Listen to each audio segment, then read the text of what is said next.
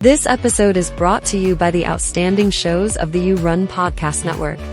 From TV to true crime and everything in between, the network is your home of entertainment. So don't delay.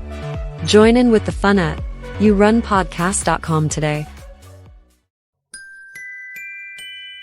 Yes. I'm ready, man. That's enough of that. What's the difference between a Christmas tree and a man who's had a vasectomy? I don't know. Decorative balls. It's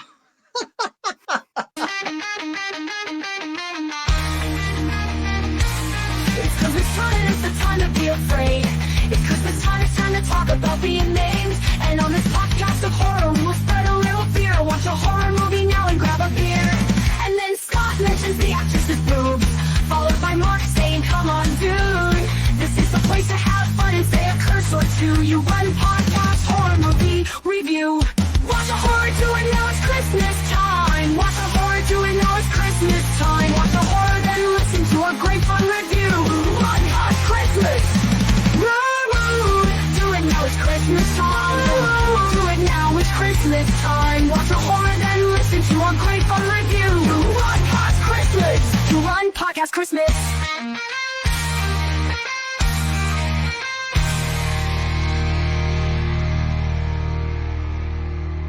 Merry Christmas, you filthy animal.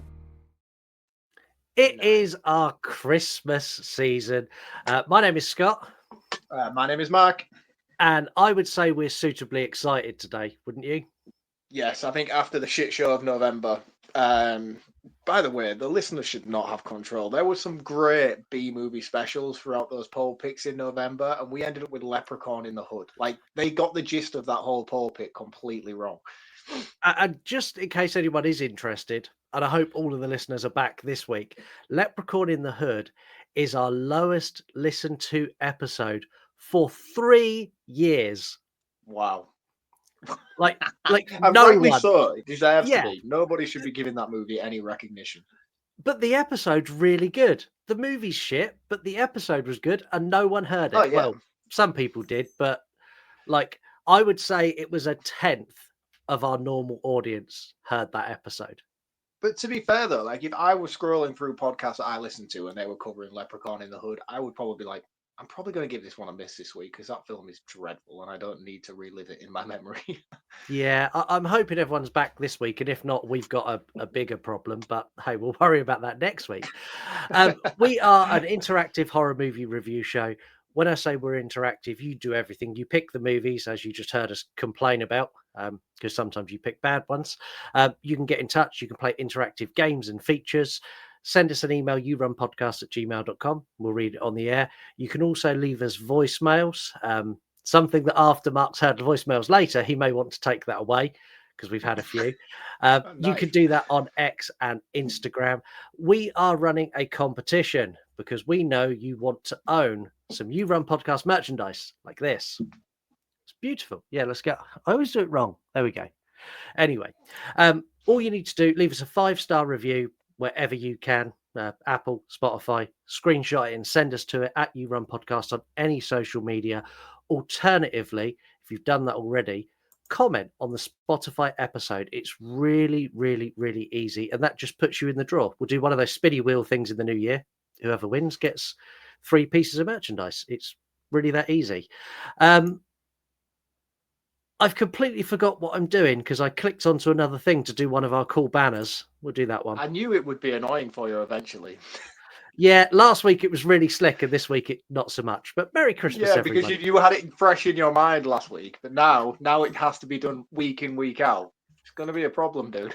Yeah. How this show works, we give you a synopsis of the movie. We tell you what we like, what we didn't like. We have messages, we have interactive features, we have facts, we round up and we let you get on with your day. From time to time, we have guests. Today is one of those times. This guest is a man who's appeared on the show before. When he was here before, he helped us produce the most listened to episode of the year by a long way. Nothing else came close to the listener numbers we had for that episode. He's also a man that if his Instagram chats ever get leaked, he is serving prison time under this Labour government. I will vouch for that statement. Yeah, Me too. Not only that, he is one of the nicest guys around, and he curates some incredibly nostalgic social media pages. It is our pleasure to welcome back Jim from Jim's Retro Emporium. Chin Hi, chin. guy. Hi, Jim. Hello. How you doing?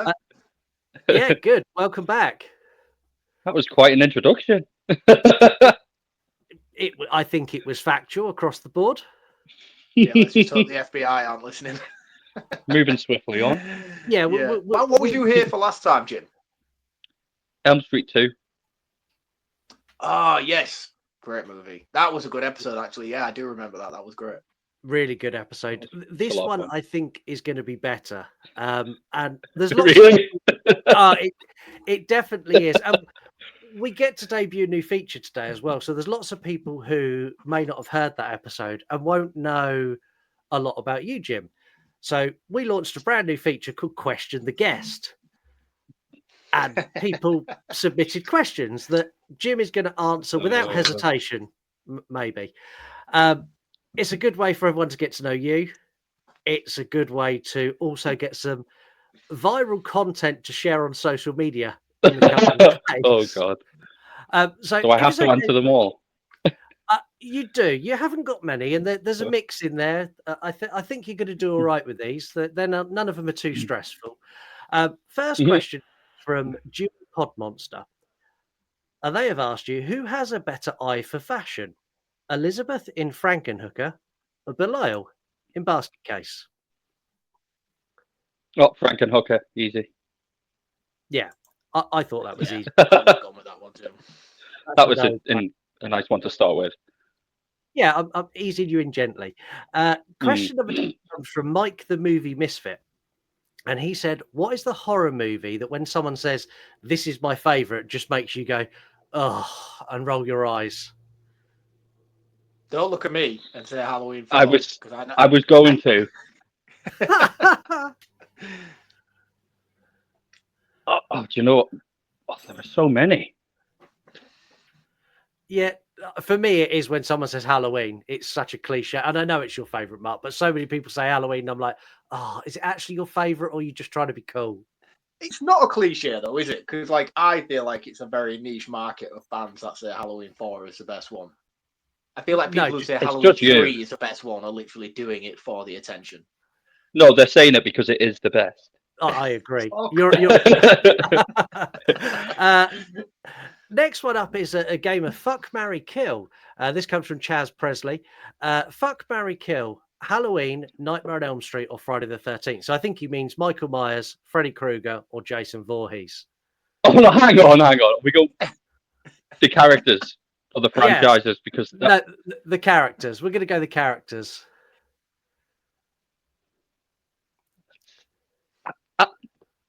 Can I do the franchises first? I think that might be a bit easier. Yeah, okay. Go Do on the then, franchises first. Kill Halloween. Oh, Sorry, Mark. I wouldn't have had that opinion like 6 months ago, but I've recently done every episode of Friday the 13th, and it's bumped it up for me. yeah.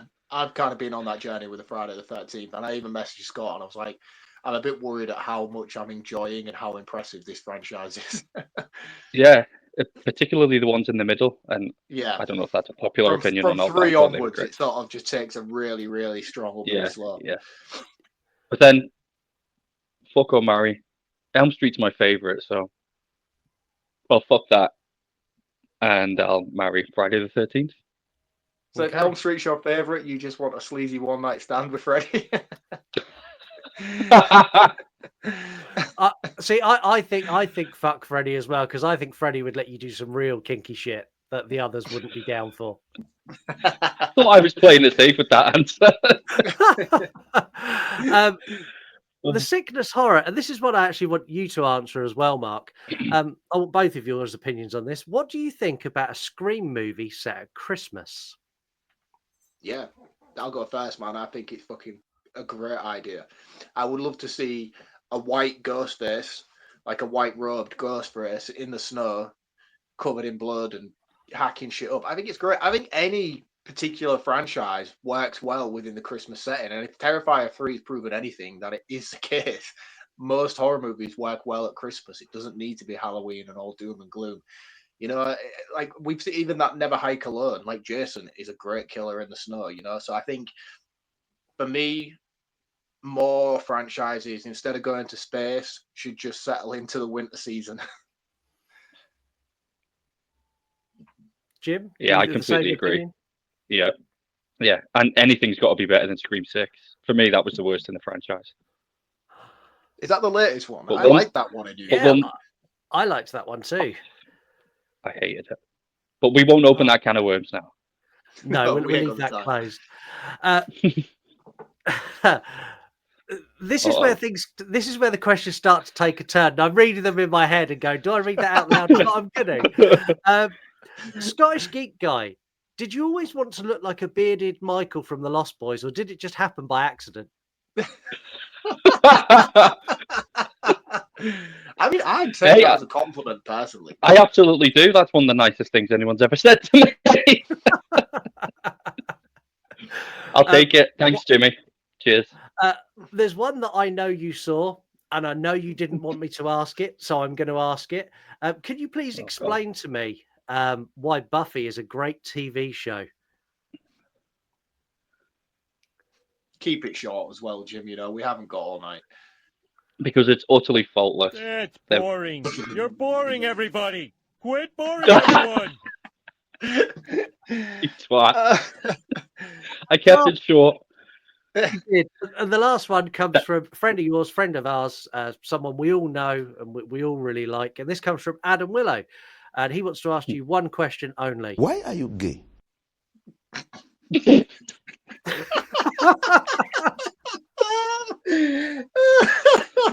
He's a twat. I It's love nice him. to know that I'm not the only one who sends you that meme. No. You both send me it daily. And there you have it. It's never not funny. We now know Jim a lot better. Are you nice and relaxed now? Like, that was a good icebreaker, I think. It could have been a lot worse. There were some questions on there that I read and went, I can't read that on the air. That's there was a couple on there from You Run podcast member Gareth at Video Tasties. I will call him out now. That I read them and went, absolutely not. Like, maybe I'll ask Jim that off the air, but definitely not on an episode. Please do. I want to hear them. So Harry is a man who's got an unhealthy obsession with Christmas and shit pajamas. Over time, his obsession leads him to start judging people, just like Santa does. Injustices in the world hurt his soul to the point that he snaps and decides to take matters into his own hands.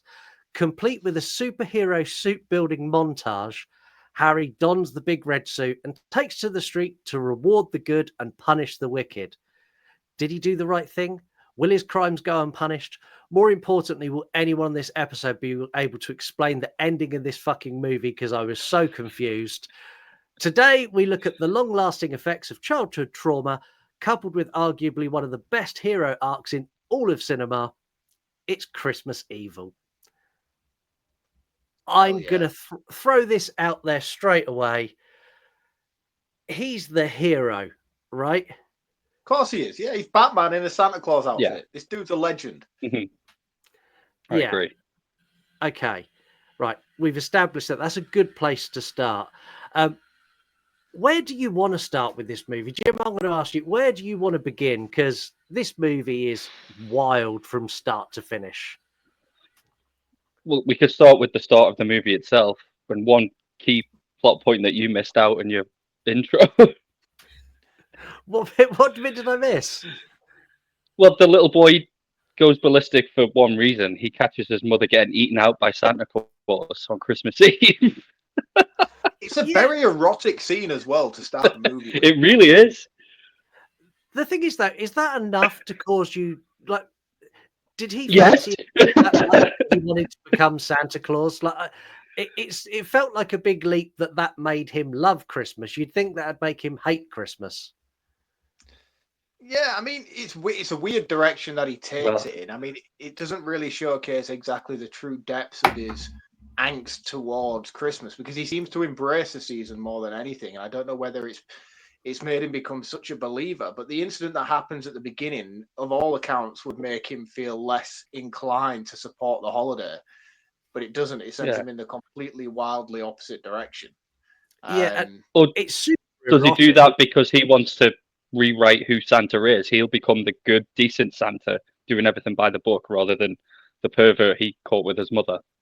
I mean, that's the thing. I think there's so many levels to this movie and so many Mm, different interpretations of what it's trying to present, and that's why I like it so much because it's such a thoughtful dive into mental health and parenting and the effects of poor upbringings and just the constant pushbacks and pull downs from people around you in later life and how it can cause you to so easily spiral out of control. Um, so I think it handles a lot of serious subject matters on a very delicate level, considering the overall subject matter of the movie. And I think it's one of those movies where my wife doesn't like horror at all. But I feel like if I sat her down and made her watch this movie, give or take some of the sillier elements of it and probably the erotic opening, if I could get her past that, because if I put it on and showed her that, she'd be like, "What the fuck is this shit?" Um, yeah, but once we'd got past that and it started diving into his character a lot more, I think she would really appreciate this movie in terms of its storytelling and its character development. Yeah, see, I really like the way that they set this up. And I spoke to you off the air, Mark. I said that this week at work has been arguably one of the most challenging weeks I've had.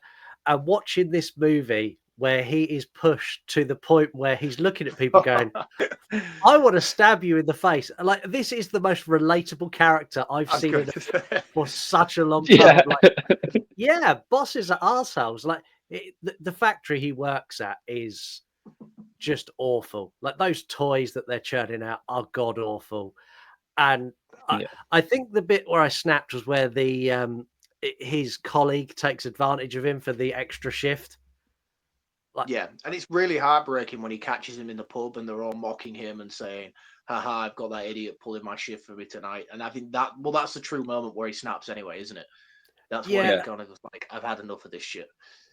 like I haven't seen this for a very long time. And when I say a very long time, I probably watched this when I was 13, 14. So watching it this time, like where he's watching the kids through the window, I was like, oh, this is dark. This is going in a This is really it, dark yeah. yeah, place. And I'm so glad it didn't. But it still does so because those elements are still there. Like he is literally watching children with binoculars and like dictate, like commenting on their behavior and writing down their names and addresses, and that on alone can put you in jail. You know, and then he goes mm, to his brother's house and he's masturbating at the window while he makes love to his wife. Again, these are all very, very serious elements that this guy is carrying out, but you still root for his character. You know, you feel for him, and you're like, oh, come on, man, be better, be the right thing, and he Stop does in a knocking one way. out over your sister-in-law. Yeah, because he starts off on such a low balance, and then he gets good and good and good, and then he just goes whoa, and then he comes back a little bit, and then it's gone again, and you're like, I don't know where to fall with my opinion on you because I'm supporting a lot of your actions here, but I'm also disagreeing with the vast majority of them. His brother looks very much like a young Quentin Tarantino as well.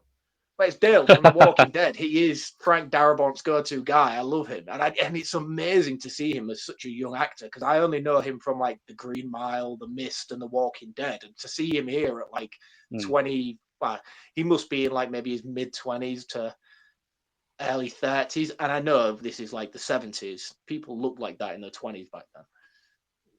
yeah. They all Did looked they? like they were 50. Yeah, Every Yeah. every white man in this film looks identical. yeah. Jim just racially profiled the entire movie. Every white guy in this looks old as fuck. Am I wrong? No, You're not wrong. No, this was well before the invention of face cream, clearly. like, I wanted him to succeed, and there was a point in this movie where I was questioning whether this was actually going to become a horror because he was getting annoyed at all the bad people. but he wasn't letting it break him. And I really admired that they made such an effort to almost tease that a couple of tweaks to this movie, and this becomes a PG Hallmark movie of a guy who's had a rough time, and he becomes a really nice Santa and gives presents to children. It's Yeah. so well balanced. But even with the scenes that you would probably generally categorize as horror, I don't know if I find this movie to be a fully fleshed horror movie. Like it's very much a drama in itself with a few actions in between, you know, like it's presented as a slasher movie with a Santa Claus, but it's not that at all. Like it couldn't be any further away from that. It's not, that's not the case of this movie. It's very much a character study. And barring the scene outside of the church, is there really much horror elements to this? Well, What would he you does. say would be? I mean, oh, okay, and then he kills that guy who makes him pull the shift in his bed. That seems pretty horrific, actually, when you think about it. Yeah, When the children are watching. he suffocates the man while his children watch and his wife sleeps next to him. Yeah, I would say that kind of falls into No, he horror. doesn't just suffocate him. He then slits his throat with the star off the top of his own Christmas tree. He does, which was stolen in Violent Night. Oh yes, it was. So that It was. they took that in Violent Night and stole that as well. We're going to ask for favourite scenes, and I'm going to start with you, Jim. In this movie, what was your? If there was one scene that just done it for you, what scene is it? Ooh. I think it's the scene in the mirror when he's gluing the beard on himself. Yeah. And in that moment, he suddenly thinks, I am Santa Claus. This is real. Yeah, that's really cool. I like Yeah. that. How about you, Mark?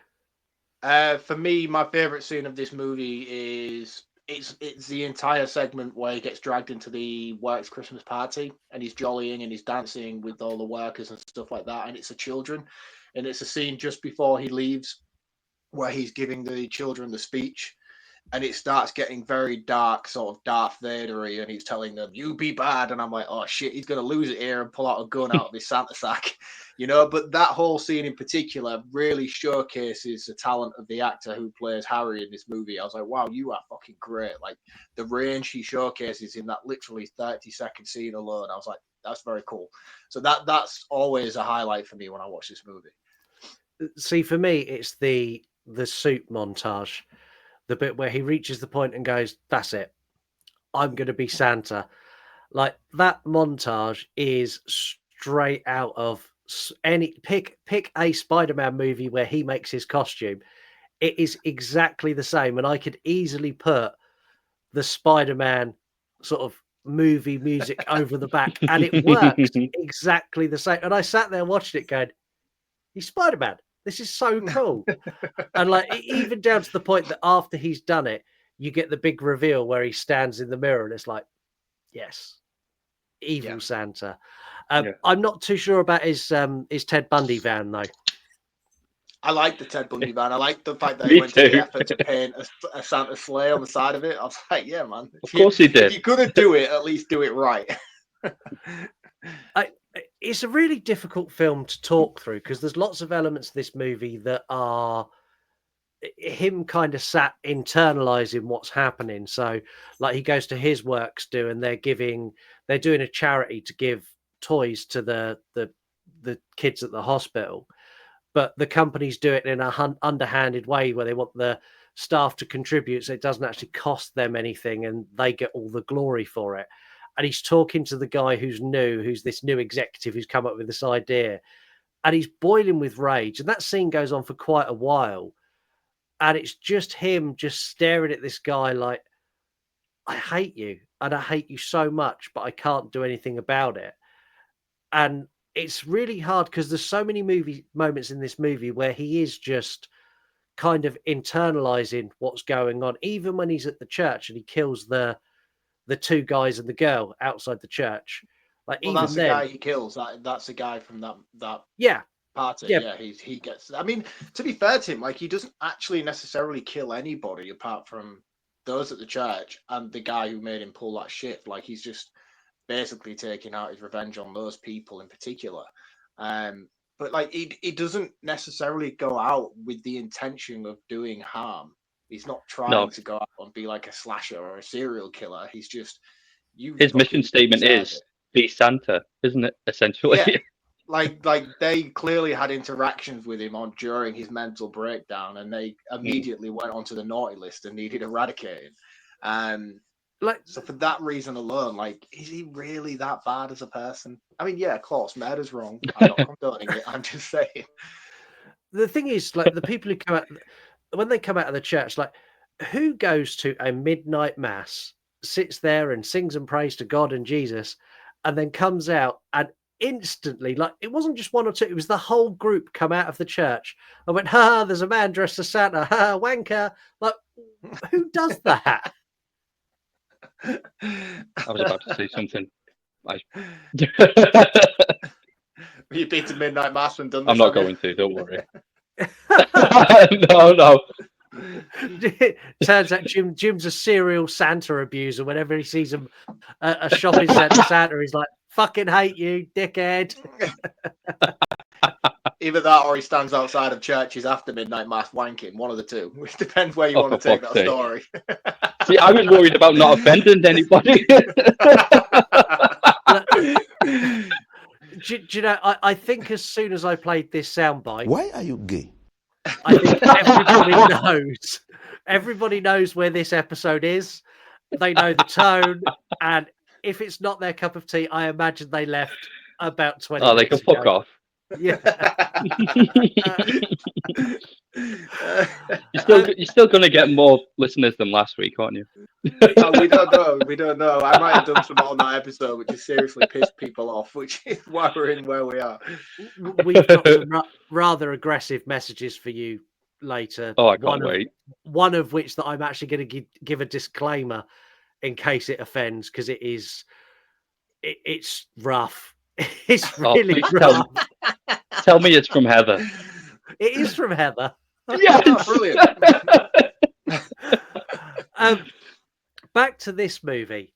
He does a lot of good in this movie. Like, all the things that he does for the children. Like, he goes and raids the warehouse where he works, and he takes all those toys and he takes them to all the naughty kids' houses and gives them the shit toys, and takes all their good toys from under the tree and takes it to the children's hospital. And that scene when he gets there and the old security guard comes out, who's the most miserable bastard in the world, and he gives him a gift. Like that, I thought was lovely. And then all the staff come out. He's like, I've got the bag, but opens the van. It's just packed full of toys. And he's there like, ho, ho, ho. With it. Like, that is straight out of Hallmark. That is the sort of shit my wife watches from now through till the end of December. It's every day on Channel 5. Yeah. Yeah, it's very wholesome, isn't it? And to be fair, you talk about the security guard, but I think he has every right to be dubious about some random guy turning up at like 12 o'clock on Christmas night, dressed as Santa Claus, asking to see the children. I think he was well within his rights to be questionable. Are you saying that that's not a normal thing for people to turn up at a children's hospital late at night and ask to see the children?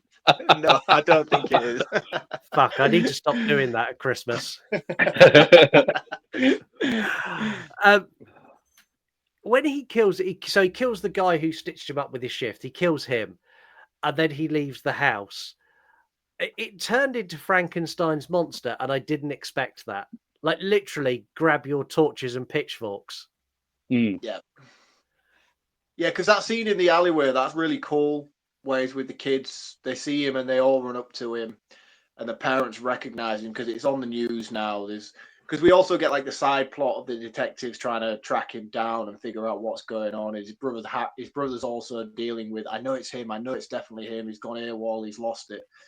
And I like this scene in the alleyway where the parents figure out it's him, and he pulls out the knife, and the kids protect him. He's like, "No, Daddy, no, I'm not going to." And he drops the knife, and the little girl picks up the knife, and her dad's like, give it back. And she's like, no, and goes over and favors him, Santa. And I'm like, that's fucking cool, man. Like, that's really. She starts punching her dad.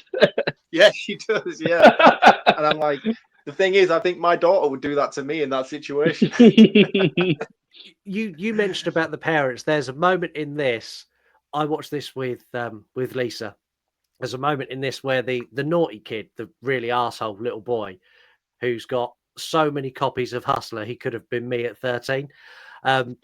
Like his mum's like, right, come on, I'm going to bingo. He's like, I don't want to go, and she full on like backhands him onto the floor. And Lisa's like, that's awful. I was like, that was the 70s. Like That was my childhood. I got that growing up, man. No. I'm completely wrong. That was my favorite scene in the film. What, when the child gets beaten? Yeah, it really made me laugh. I laughed out loud. But yeah, Lisa's like, that's just awful. I was like, yeah, like 70s. Did you say you got parented like that, Mark? Oh yeah, I got beaten, man. Not like I didn't get like caged up and shit. Do you know what I mean? But if I stepped out of line, I was a young boy. Do you know what I mean? Like my mum would take off a slipper and chase me up the stairs with it. You know, and sometimes she'd catch me as well. We're all about the same age. We all had that sort of upbringing. Like I've run up the stairs before, like where your dad's got hold of your arm, and you do this thing where he's holding your arm, and you try and get your ass as far away from the hand as you can. And it looks like you're limboing up the stairs, going, "No, Dad, no." Yeah, my dad was never the disciplinarian in my house. It was always my mother. She was the one you had to watch if you stepped out of line. If she took her slipper off, man, you knew she meant business. Yeah. See, my mum had a long shoehorn, and she used to use that instead of a spoon. What was your parents' weapon of choice, Jim? Just a hand. The hand. You need to get back in touch and let them know they should have been more creative. There we go. Unpacking our childhood trauma on this episode as well. The thing is now, like, don't get me wrong. I as a parent myself now, I think it's the most barbaric thing ever. I wouldn't dream of parenting a child like that now. Like, it's actually horrifying. But experiencing it myself, I think it's really normal, and I don't have an issue with it. I'm not like, I'm traumatized. I got beat by my mother. No, I deserved it. I was a mouthy little shit, you know. Like, she had nothing else to resort to. It didn't do me any harm. But the idea of doing it myself as a parent now is like, I could never, you know. No, that's exactly why I found it so funny. Yeah. The thing is, Mark, you say you couldn't wait until your daughter's 17 and see if you still feel the same. I like, even if I like literally raise my voice slightly and I see her like welling up, I'm like, oh, I'm so sorry. Let me go and buy you whatever you want. Yeah, I'm that dad as well. I'll be like doing something and the kids will be harassing me. I won't, leave me alone. And they'll sort of go, oh, I'm really sorry. Right, should we go to the shop and get ice cream? Whatever I was doing is now irrelevant. It doesn't matter now. Yeah. I mean, kids are testing. They are very, very testing. You know what I mean? Like, my patience levels, I think, are pretty normalized for having two kids. But like, yeah, sometimes there's moments where I'm just like, oh, I need to leave this house and just leave everything behind. Why did I ever get married? But yeah, so maybe I kind of understand and relate a little bit. Maybe my mum needed to let out that frustration from time to time. Yeah, and this is taking a turn. Yeah, it's taking a real turn. We're going to steer it back to this movie, and we're going to go back to the lunatic. Yeah. I know what we said we were finished talking about my mother. How much of this movie actually happened, and how much is in his head? Because I think I'm glad you said that. I think the only thing that's not in his head is just literally the closing segment, and even then, I still think that happened. So, I mean, the ending in particular is what we were referring to earlier, where he sails off into the moon like he's riding his Santa sleigh. I still think he careered's not the right word. Careered, that's the one. Yeah. Careered off the road and sort of like hit a ramp and the car slightly flew up. But I think in that moment, it sort of snapped to him thinking he's flying a sleigh with reindeers. But I do think everything else around it is pretty grounded. I think the whole pitchfork and lynching thing is something that... Oh, no, I don't. No, I don't. I think it's all in his head. That's exactly why it is pitchforks, because it's, 1980, not 1880 mark. But why would it be in his head though? Because under his mind, he's doing the right thing. He is. And then again, I suppose when the Yeah, but parents he turn just on sees him in the himself as the alleyway, victim. I don't know. I Yeah. just can't get my head around why he would envision something like that when he spent the whole entire movie thinking he's doing Being the right mental. thing. Yeah. Yeah, but See, But like I they did, think, they showcase the stuff earlier on where he's doing the whole Dasher, Donner, Dancer, Blitzen, and he's whipping them. It doesn't physically show a reindeer flying. If they did do that, that would be a little bit more of a relatable thing. And I was think like, that would oh, be a yeah, bit well, too on the nose, though. What they do show, they get away with, like back to the beard thing. I think that's all in his head. Yeah, we see the glue, but then he tugs it, and that's the moment where he thinks, "I am Santa Claus now," and that's the I mean, beginning to of the be honest, mate, I delusions. work with super glue. Like, if you super glued that to your face, that is a very real, not coming off kind of thing. just look at Mark's top lip. He is proof that you can get glued on moustaches. This is actually real, I'll have you know, and I deserve a lot of credit for this right now. Thing is, it's What's very it taking you a fun. month? I think I'm on 3. week 6 now. No, Wow. no. Week 6. Week 6. I started like mid-October. What, we now end of November? Yeah. 6 weeks. Are you gonna keep going and take it like full handlebar? No, because I still shave all this. If I left all this, it would all be like the same, but down here, I just can't grow it there at the moment. And it just kind of looks like I'm trying to grow a goatee, which is weird. So at least this looks like it's purposeful. So I'll just keep going. I don't know. Maybe we'll get the whole Dr. Robotnik thing. We'll see how far we can make it stretch out to the side. Yeah, if we can get it Do it. out sort of Robotnik level, I tell you what, if you can get it Robotnik level where you can go like that with your hands and it touches it, we'll break the rules and we'll review Sonic the Hedgehog on the show. Oh, okay. Well, Well, Sonic that's 3's out definitely at the end of December. You've got a way to Right. go. No, not really. I mean, what's that in like? That's like 2 fingers widths off the skin. Yeah, it needs to be 4. I reckon another 6 weeks. So come February, I could have the whole Dr. Robotnik thing. Yeah, okay. If you get the whole Dr. Robotnik thing, if you commit to it that much, we'll break and we'll do a bonus episode out of our normal schedule and we'll review Brilliant. a Sonic movie. Coming February on the Euron podcast, Sonic the Hedgehog. Right. And honestly, it'll be the most excited me and Mark have been for ages. Maybe March. I'm being optimistic with February, I think. We'll say March. You know what you could do? You could do a bonus episode and just stick it on YouTube and live stream one of the games, the old school games.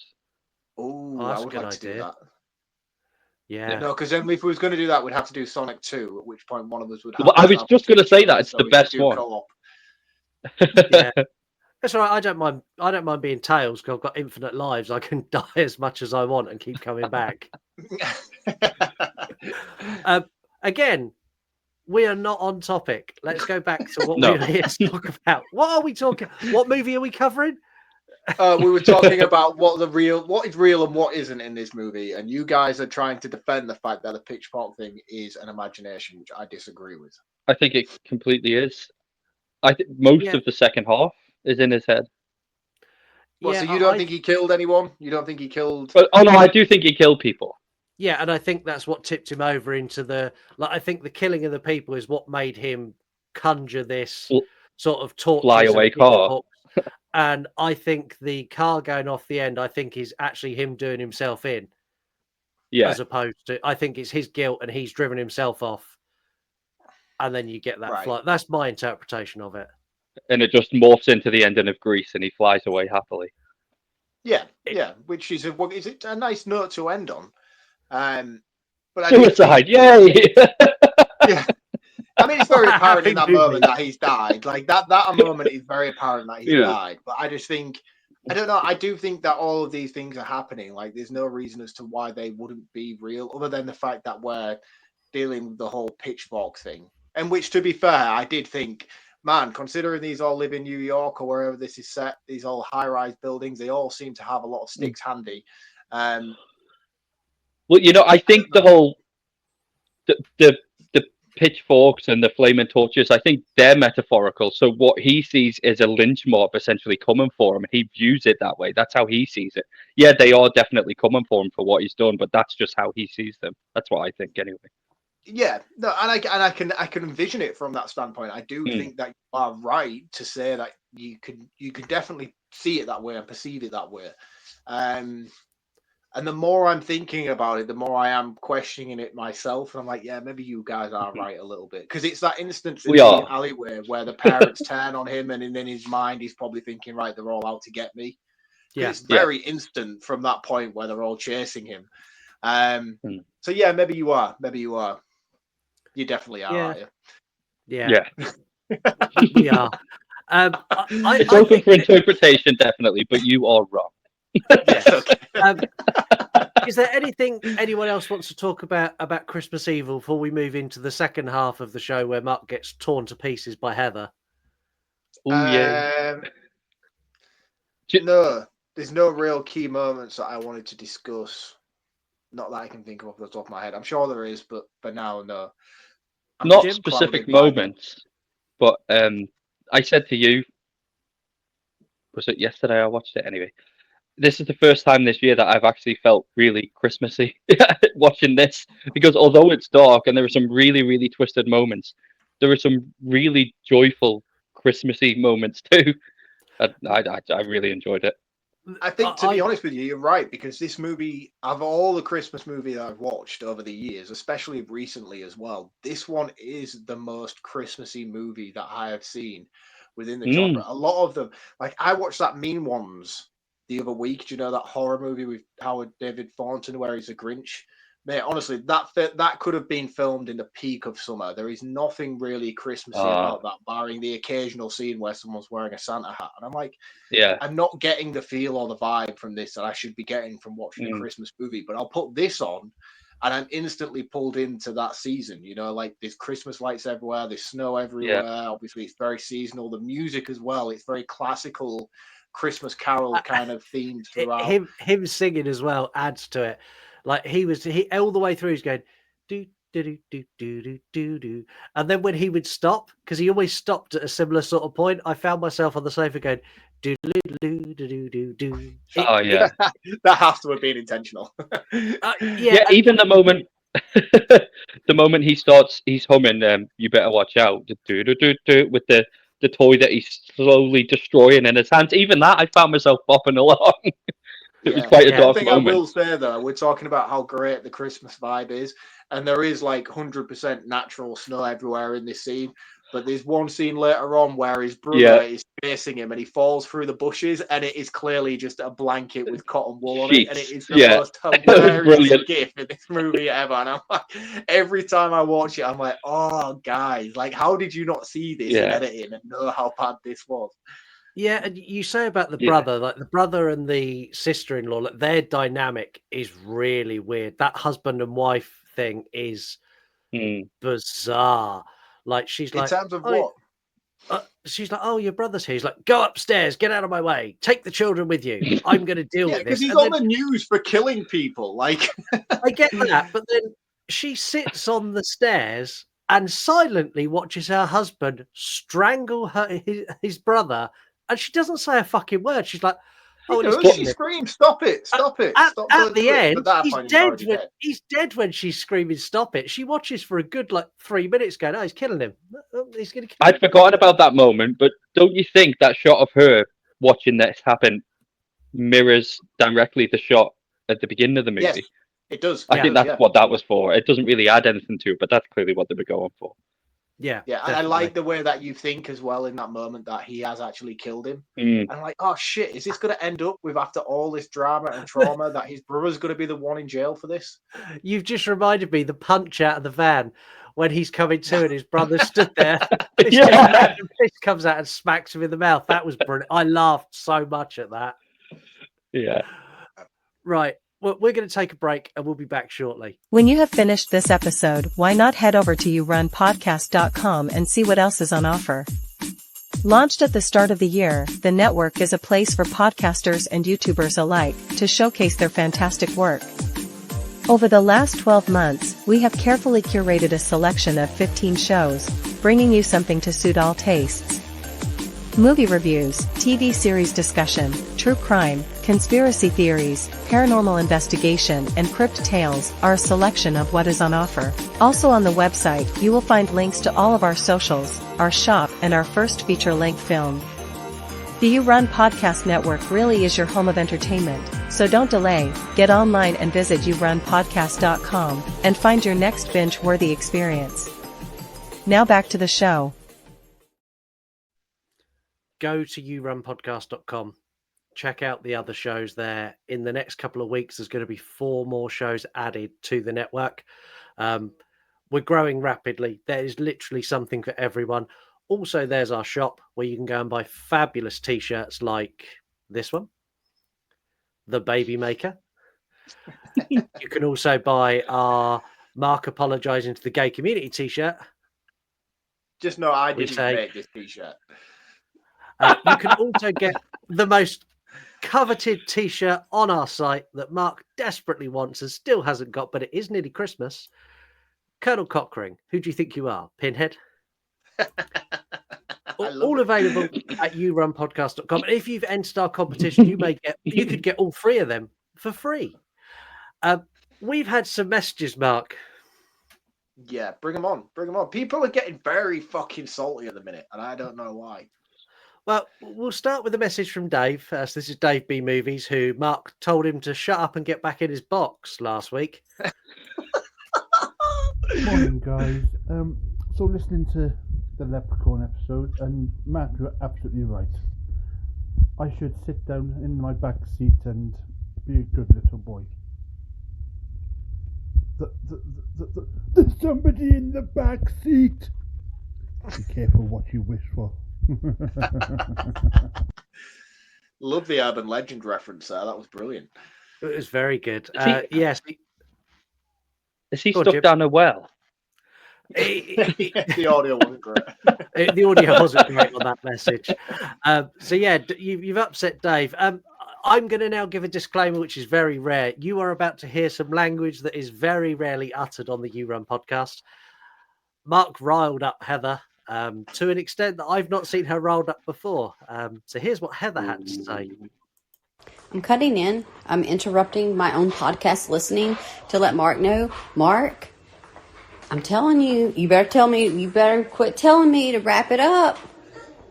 I'm from the South. I talk a lot. Get over it. Just because I know more than you is not a reason to get pissy with me. Don't be a cunt. Okay? Let's not do that. And I don't mean that as a term of endearment. I mean, don't be a literal cunt. Anyways, the Mandela effect, I don't believe in that shit. I just think that just sounds conspiracy theorist. And I'm not into that. I, again, am listening to the part where you guys are discussing, was Helen shown guilty or whatever, innocent? No. She wasn't. People need to shut the fuck up. Like, the movie is what it is. Watch the movie. That's what you see with your eyeballs, and that's it. Okay. I'm going to finish listening. But I'm dying. I'm out of breath because this fucking baby is killing me. Okay. Talk to you later. Bye. Such language. I'm not going to pretend like I haven't been called that before. But it feels wrong coming out of Heather's mouth. I don't approve or appreciate it, Heather. And also, how can you disprove the Mandela effect is conspiracy theory? That's like saying I don't know. Like the Twin Towers, conspiracy theory. Who killed JFK? Conspiracy theory. But when you've actually got like scientific proof of the Mandela effect, and it's like a psychological phenomenon. I just want to point out that JFK and the Twin Towers both are historical things that actually happened. There's the reasoning behind them. I'm not saying they didn't happen. I'm not saying that the Twin Towers didn't happen or JFK didn't get shot. I'm just saying it's not always the way that the media presents it who you think did it. That's all I'm saying. I'm not going down that rabbit hole. I'm just saying. Wow. Heather wasn't done with you anyway. Heather, come back again. Okay, I'm getting towards the end of the episode, and Scott, I know you need to shut up. And both of y'all need to shut up talking shit about Warwick Davis because he did a shitty movie and y'all think he sold himself out. He did not sell himself out. Like, geez. Y'all act like y'all don't say offensive shit all the time. Come on. Mark is always bullying me. You be saying offensive shit. Y'all gotta leave Warwick alone. He rich anyway. You think he cares? Look, everybody does a bad movie. I mean, the movie's dog shit. So I'm not defending the film. The movie's crap. Like, I would not watch it with my eyes poked out. It's so dumb and not even fun. But again, y'all acting like y'all goody two shoes. Stop enraging me on Monday. Okay, bye. Heather's got She's like right. ultra southern with her pregnancy, hasn't she? Yeah. I think it's the Like, rage, not the pregnancy. She is deep south at the moment, and I don't Yeah. know Because if you've she can angered come her. back with that. You what? Sorry. You have.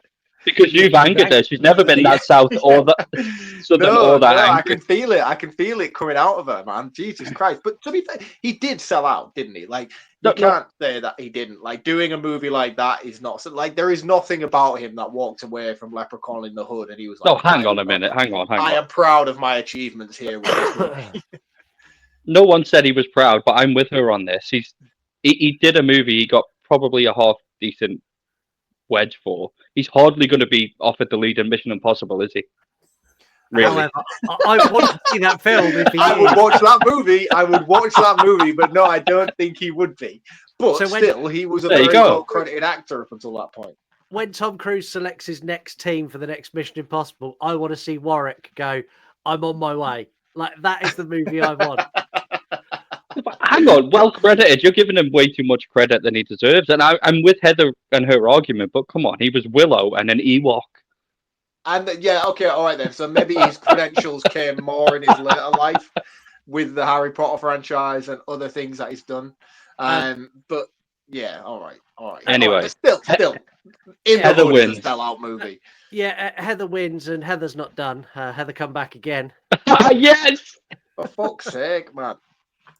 Mark, do not steal my catchphrase. I heard you. Ho, ho, ho, bitches. You know that I say bitches. God damn it. Okay. I have to watch this stupid Gingerbread Man too. I've not even seen the first one. So, like, do I need to watch the first one? You can't coin ho, ho, ho, Probably bitches. not. You're not fucking John McClane. That's not fair. Also, Heather will be here next week to cover Ginger Dead Man 2. Shit. And as you can hear, she's delighted about it. I forgot that was happening. Yeah. Heather, I'm really sorry. I don't mean anything that I say at the time. It's just, oh, fuck, I'm in. Too little, too late. She's going to get you. Yeah. We also had a couple of comments on Spotify. Alex went with, have you heard the theory that there's a different leprechaun in each installment? And I hadn't heard this, so I went and had a look. And there's an online theory that every time the leprechaun comes back, it's a different version of the leprechaun. Either of Please don't ask Mark his thoughts on this, because we know his thoughts on 9/11. So you don't. You haven't got enough time in the day to hear my thoughts on 9/11. Anyway, as you were. Yeah, we also got a comment from Becky. I've only seen up to 3, so I'm not looking forward to getting to this one. Great episode, guy. I love the Mark beating. Everyone loves hearing you get abuse. I think it's just become a thing now. I can take it. I can take it. You feel big enough to step to the man. Bring it. I'm here waiting. Wow, Heather, that's an open invitation for you. You're here next week. Let's do some facts before we jump into our game.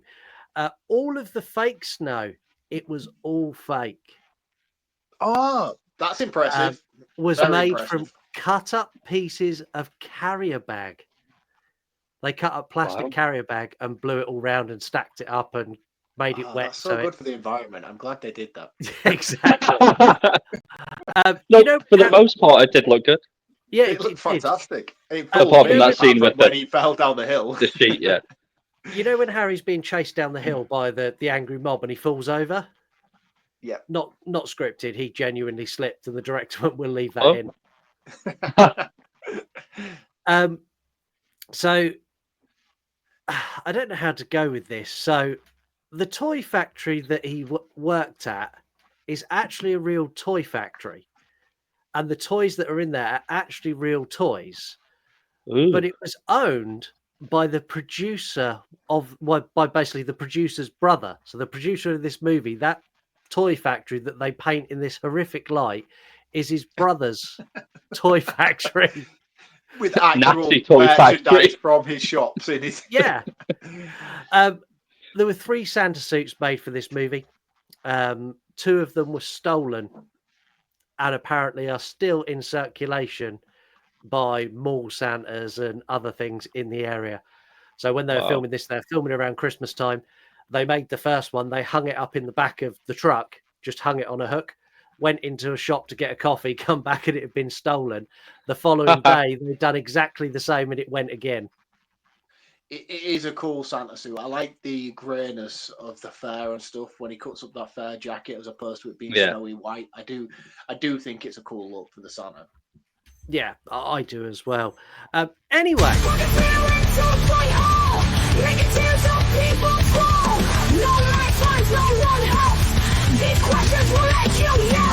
Broken Spirit 2.0, making tears of people flow. No lifelines, no one helps. These questions will make you yelp. Broken Spirit 2.0, making tears of people flow. No lifelines, no one helps. These questions will make you yelp. Broken Spirit, broken Spirit, broken Spirit, broken Spirit.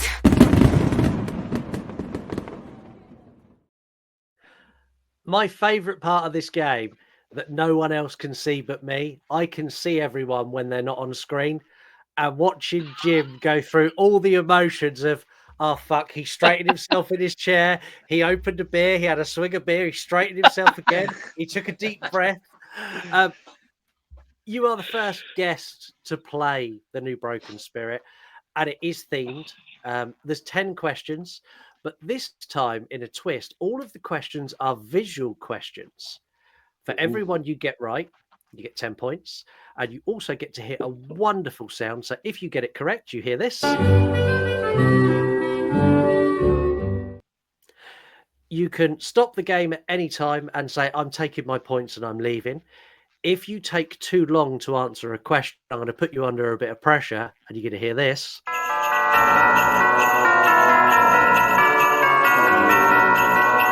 That'll break me. Sounds like a festive Crash Bandicoot theme. I like that. It's good, isn't it? In hell. In hell. If you get one wrong, you lose all your points and you leave with no points at all. And you'll also hear this. Let me speak 6 languages. Only language you speak is failure. I thought it was going to be something else. It should have been. It should have been. If I was in charge, it would have been.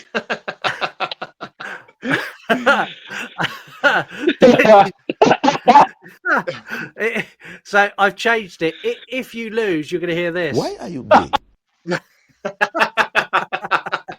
That's better. Right.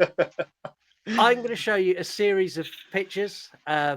All you need to do is tell me what Christmas horror movie the picture is from.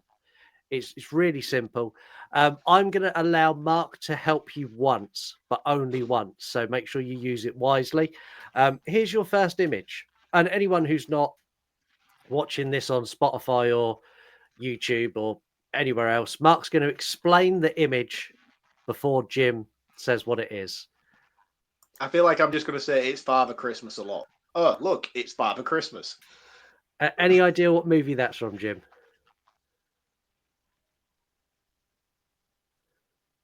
Really? Dude.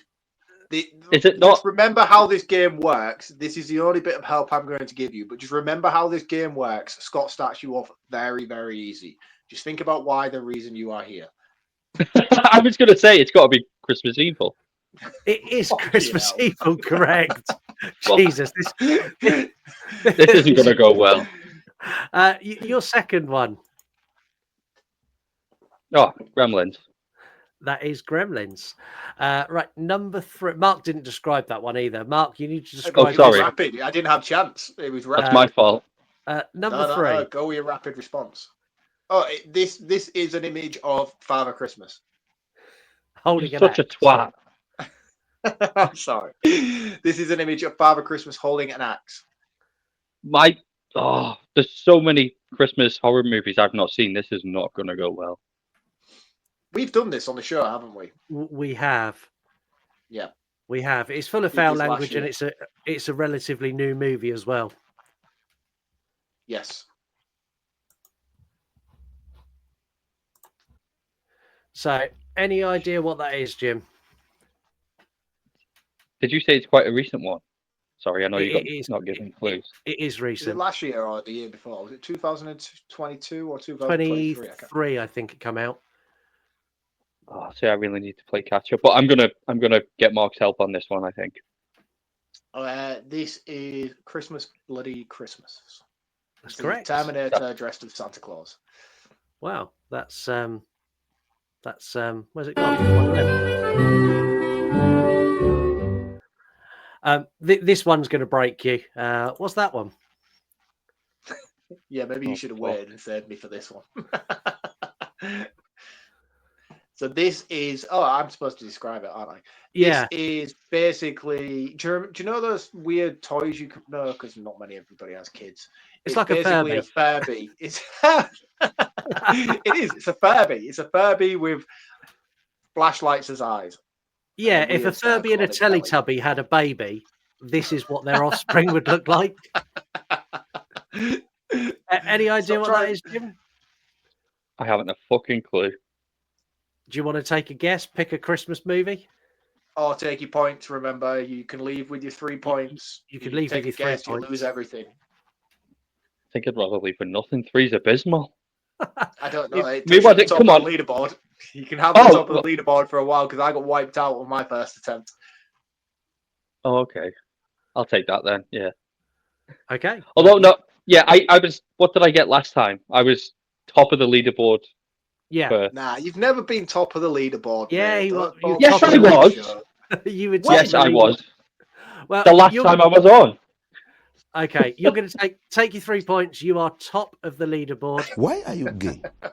But it is a Christmas episode, so we're going to play on, and I'm going to let you both play now. Okay.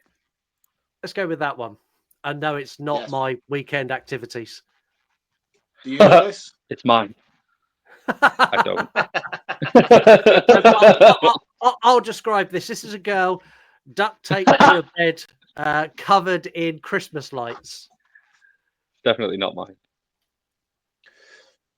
I know it, but I can't think of the life of me the name of the actual movie. It's the one that rips off Home Alone with the babysitter.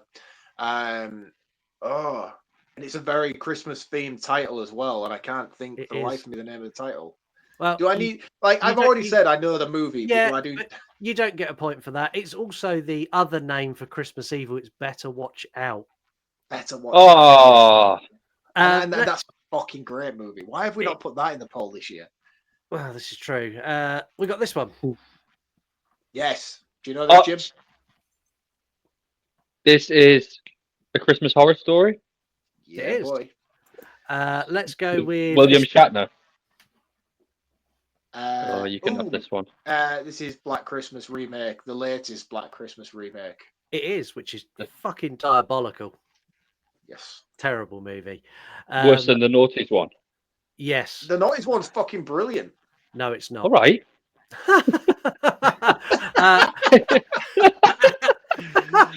Hey, it's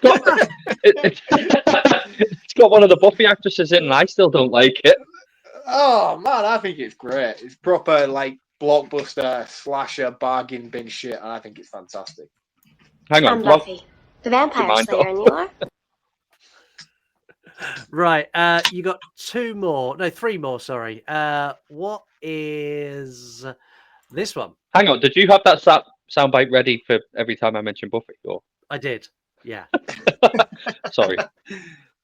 Ooh. I don't know if I've seen it. This is a woman wielding a baseball bat, looking very angry, or wanting to eat cake. I'm not sure. I keep forgetting. I keep forgetting that is for people that can't see the visual, and that's not a clue for me and Mark. Like, yes, I can see that. That doesn't help. Have you seen this one before? I don't think so. I have. It's a really new movie. I don't think either of you will have seen it yet. It is There's Something in the Barn. And Oh, honestly, I have seen it, and it's so cool. It's such a good movie. Really, you idiot. I don't remember that actress being in that film at all. We've got two more. So we got this one next. And as much as that looks like Jim, that is not Jim. More like Russell Crowe. I'm going to get you. Again, I don't know that either. I feel like I should. Should I know this? Have I seen this? This is from a Christmas horror anthology, and it's from All the Creatures Are Stirring. That's the one with like the weird little goblin coming out of a Christmas bauble on the cover. That's it. It looks shite, man. Is it shite? Oh, I've not seen that. I quite enjoyed it, but it's hit and miss. There's a couple in there you're like, that's brilliant. Why didn't you just make that movie? And then there's one where you're like, yeah, okay. Last one. One of the Why best. did you just make it sound like a turtle having sex? The last one of my favourite Christmas movies is this one. Yes. Again, I don't know the title for this, but I do know what it is, and I haven't doesn't help. seen it. I haven't seen it, but I this is for all those listening. This is Santa Claus in a cage in a snowy environment. I think this is that like German or Swedish or some sort of Scandinavian sort of horror movie about Father Christmas. That's as far as I know about it, but I do know that it's well loved by horror fans. I think it's Rare Exports. Rare Exports, a Christmas story. This is it's the most accurate depiction of what would happen if in real life people found Santa Claus, elves, and reindeer living in a cave. It's dark, but it's dark humor. It's really, really good. You two didn't do very well at that, so you can have Timmy speaks 6 languages. Only language you speak is failure. I don't think we did that bad, to be honest. I mean, you were bad, Jim, but I did all right. to help with it, just the audio listeners, Jim stuck his fingers up at Mark in a very aggressive way. Let's round this movie up. Jim, you're the guest. You can go first. Give us your rounding up thoughts on Christmas Evil and give it a score out of 5. I really, really enjoyed it, and I'm gonna make as bold a statement as I think it's my favorite Christmas movie. And I never thought Home Alone would be topped. I just think it's brilliant. And there's so much to unpick, and yeah. That's a solid statement. I think it's a bold statement to say it's better than Home Alone. But what would you score this out of 5? Okay, maybe it's not better than Home Alone because that is 5. I'd give this 4.5 out of 5. Yeah, good score. Yeah, and yeah. I kind of agree. Mark, where are you with this? For me, I think, again, I agree with Jim. I think this is a fantastic Christmas horror movie. I really sort of don't do that to me every week. You can't just put that up because it throws me off my flow. Like I'm ready to go off on a tangent, and then you just bring me back down, and now I have to start again, which in all honesty makes it take even longer. But you listeners need to know. Yeah, I feel like every time, do you know when they used to have like that intermission thing? It's like, please bear with us. Do, do, do, do, do, do, do. And your mic gets muted. No, in all honesty, I think this is a fantastic Christmas horror movie, and I think there's a lot to unpack here.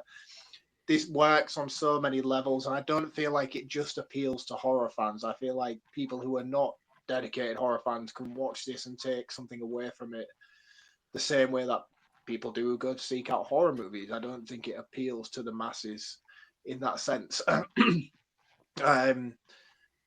think the acting's great. I think the score's phenomenal. I love the Christmas heavy sort of, especially the classical Christmas heavy sort of themes throughout with the music and the sound cues. The set design and stuff like that, I was blown away to learn that this is all done with plastic bags and not a single ounce of real snow featured throughout. That's honestly blown my mind. I've seen this movie so many times, and I can't believe that's an actual thing. I don't really have any major criticisms towards it, even with the back and forth we've had tonight regarding the reality of certain elements of the last act. It still doesn't really take anything away from me. Jim, behave yourself. I think, yeah, I'm gonna say now. I think this isn't the best Christmas horror movie out there. I do feel like there are other ones that are slightly better, depending on what you're seeking in the moment. I think Gremlins, for instance, is a better Christmas horror movie, but I don't think in terms of adult horror movies, Gremlins is better than this. So I think it depends on your mood and your tone, and it always fluctuates on that list for me as where it's going to land. I would never go out as far as to say this is the best Christmas movie out there, but I certainly think it lies within the top 5 easily. But where it lands fluctuates very rapidly all the time. So I think for me, I'm going to give this, same with you, Jim. I think it's a 4.5 out of 5. It's not a flawless movie, and I think it has dated slightly, excuse me, but it's still great and it's still God tier regardless. Yeah. This movie opens with Santa giving oral sex to a lady. It ends with a man flying away in a van shouting, "Go on Dasher, on Donna, on Blitzen," and everything in between is equally as insane as the two statements I've just made. I love this movie very much for how it tackles mental health. You watch this guy have a breakdown, and he does it in a believable way. We've all been in situations where you're like, "Do you know what? Fuck this guy. I could easily just bury an axe in your head." And if you're like that at work, like I was this week, this was the most pleasant watch for me, because when he killed those people on the doorstep of the church, I was like, yeah, kick him while he's down. Do it again. Do it again. Like it's such a relatable movie for anyone who has a tough work life. It's a really good Christmas movie, and it's actually got some really nice Christmas undertones of he's doing some wonderful things for children in a hospital and wonderful things for these other really good children, even the naughty kids. Like, he doesn't go full hog and kill a kid in this. He just leaves him a bag of dirt, and he thinks that's quite funny. Like, I love this movie. It's a 5 out of 5 from me. I think it's as good as Christmas horror can get.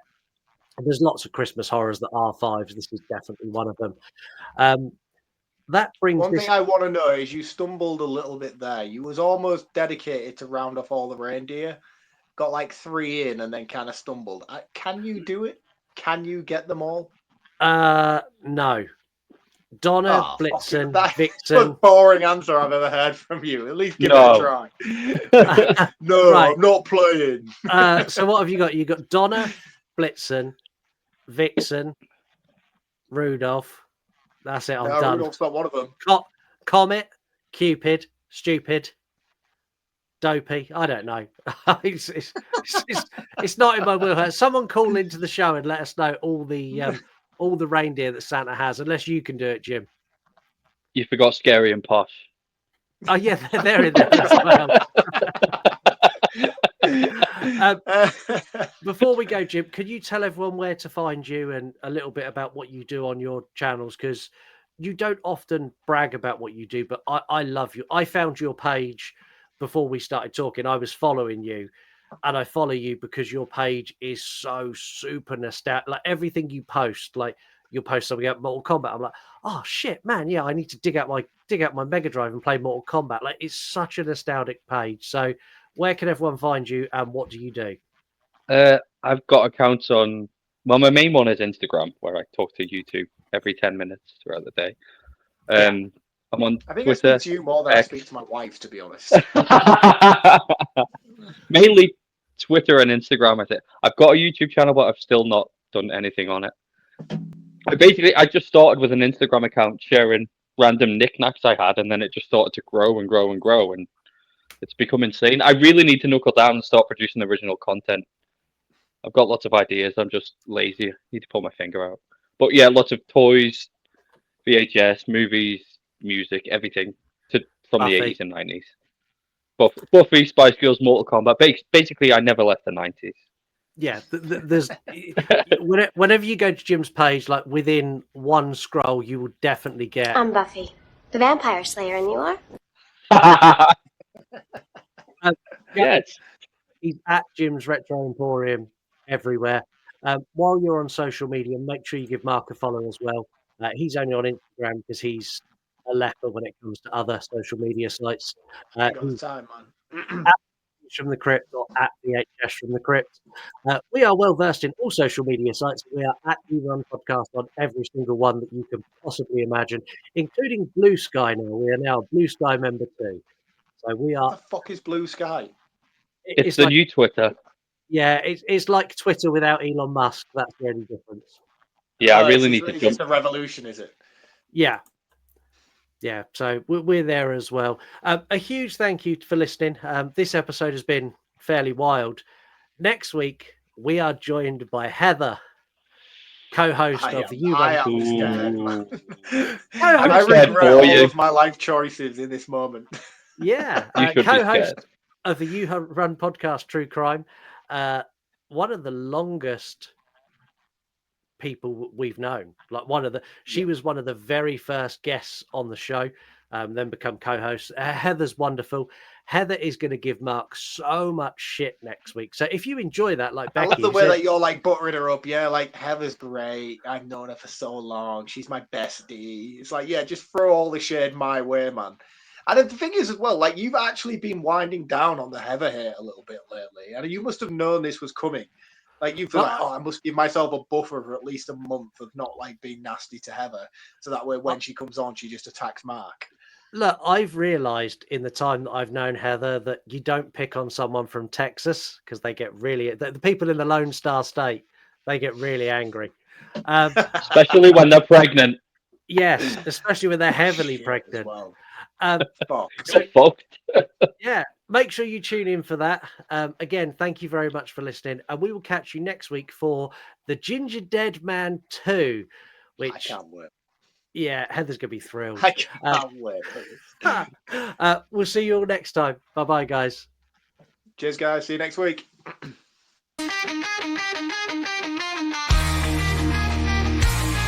'cause it's the time to be afraid. It's 'cause it's time to talk about being named. And on this podcast of horror, we'll spread a little fear. Watch a horror movie now and grab a beer.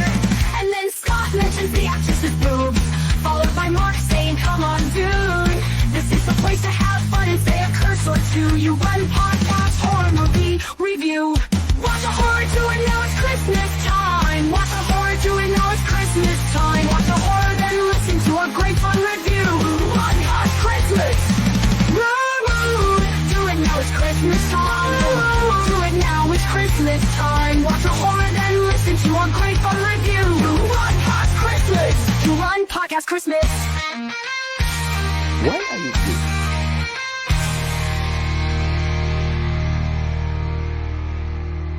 Merry Christmas, you filthy animal.